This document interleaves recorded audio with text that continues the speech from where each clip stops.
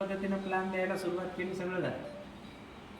एखादा 100तला एक व्यक्ती बोलायचं काय ते समजा त्याच्यापैकी त्यांनी जर म्हणले की सुगंध नको, बेरी ज्यूस नको, मधुमेह नको, पावर नको, तर काय करायचं? त्याच्यावर चालतं. आता 100 व्यक्तीपैकी एखादा व्यक्ती असा भेटू शकतो की बा मला हेल्थचंही नको आणि काहीच नको, बरोबर आहे. तर मला पाहिजे फक्त डेली नीड्सच. तर त्यावेळेला तुम्हाला जमतंय तोपर्यंत त्यांना जसं कन्व्हेन्स करता येईल तेवढा प्रयत्न करा. तेव्हा कंपनी देतच नाही, कंपनीमध्ये असं आहेच.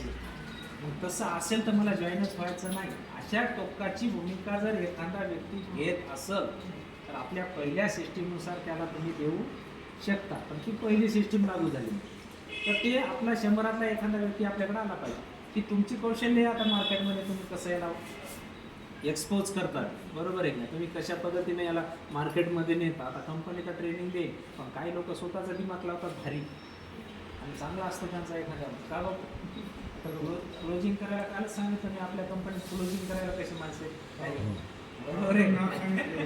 नाव पण सांगितलं क्लोजिंग करायला कशी माणसं आहे, भारी माणसं आहेत काही. आणि काही माणसं प्लॅन द्यायला सुंदर आहे पण क्लोजिंगच होत नाही. इकडं प्लॅन खूप सुंदर, माणसं डाटा आहे, सगळे VIP लोक त्यांच्या ग्रुपमध्ये एवढ्या. तुम्ही आता स्वतःचे ग्रुप आहेत तुमचे कोर कमिटीचे, तर सगळ्यात जास्त माणसं असतील तर सरांच्या ग्रुपमध्ये आहेत की नाही. आता मॅम 350च्या पुढं गेले असतील, कालच्या रात्रीत टाकलेत 55 बरोबर आहे. तर एवढे माणसं, एवढा डाटा, पुन्हा प्लॅन बी तसेच आहेत. कंपनी प्लॅन द्यायला गेली, त्याच्या संग लिडर बी प्लॅन द्यायला गेले, क्लोजिंग होईल, बरोबर आहे. आणि क्लोजिंग करायला काही माणसं भारी असतात तर काही माणसं प्लॅन द्यायला भारी असतात. काही माणसं व्हिडिओ बनवायला सुंदर असतात, काही माणसं पोस्ट बनवायला सुंदर असतात.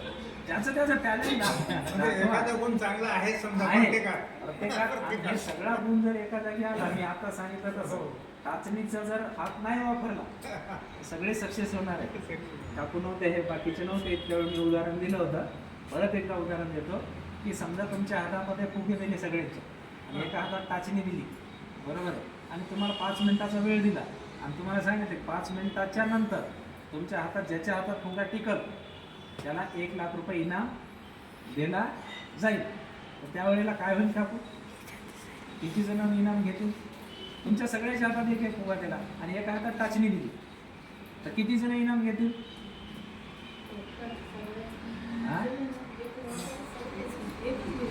नाही, तुम्ही आधी होता, चर्चा झाली, तुम्ही नका बोलू. काकूला बोलून द्या तिकडे. चव्हाण मॅडम कसं होईल?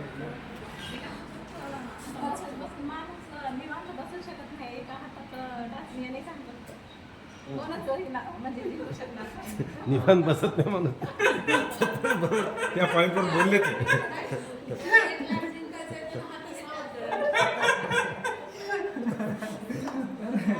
मॅडम कसं होईल? तसंच आहे ना, इनाम कोणाला भेटणार नाही. पण ते टाचपेनचा हात मुखाट्याने बसला तर, बरोबर आहे. हे महत्वाचं आहे. म्हणून